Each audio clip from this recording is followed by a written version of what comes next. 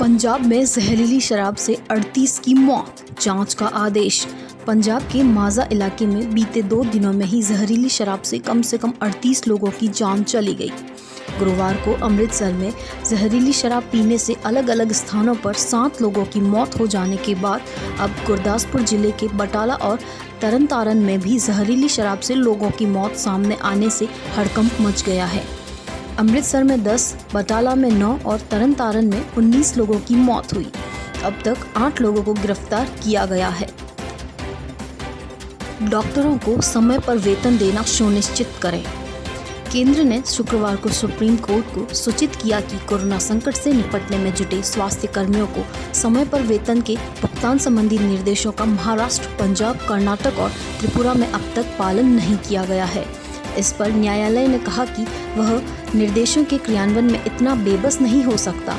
न्यायालय ने केंद्र को निर्देश दिया कि वह कोविड-19 संबंधी ड्यूटी में तैनात अग्रिम पंक्ति के कर्मियों व चिकित्सकों के वेतन समय पर जारी करने के लिए आवश्यक दिशा निर्देश दें।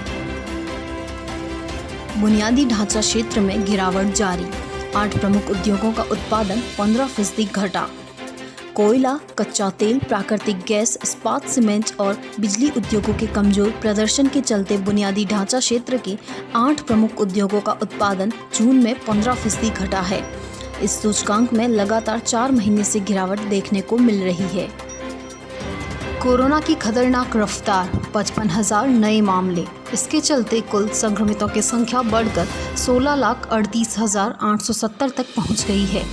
इस महामारी की वजह से अब तक 35,747 लोग अपनी जान गंवा चुके हैं, जिनमें से 24 घंटे के दौरान 779 मौतों की पुष्टि हुई है। ऑस्ट्रेलियाई उच्चायुक्त ने चीनी राजदूत को सुनाई खरी खरी। ऑस्ट्रेलिया के उच्चायुक्त बैरी ऑफरेल ने दक्षिण चीन सागर में स्थित चीन के अस्थिरता लाने वाले प्रयासों पर की गई अपनी टिप्पणियों का विरोध किए जाने पर भारत में चीन के राजदूत सुन विदोंग पर शुक्रवार को पलटवार किया और कहा कि बीजिंग को उनकी गतिविधियों से दूर रहना चाहिए, जो क्षेत्र में यथास्थिति को एक पक्षीय तरीके से बदल सकती है। ऑफरेल ने अपनी कड़ी प्रतिक्रिया में चीनी राजदूत को हैग में 2016 में स्थायी मध्यस्थता अदालत द्वारा सुनाए गए फैसले की याद दिलाई, जिसमें दक्षिणी चीन सागर पर चीन के संप्रभुता के दावे को खारिज कर दिया गया था।